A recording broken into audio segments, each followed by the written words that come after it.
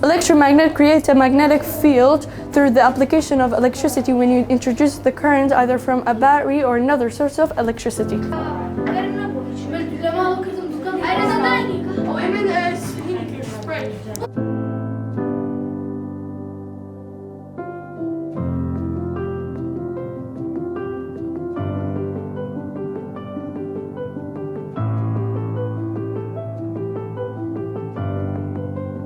It flows through the wire. This creates a magnetic field around the coiled wire, magnetizing the metal as if it were a permanent magnet.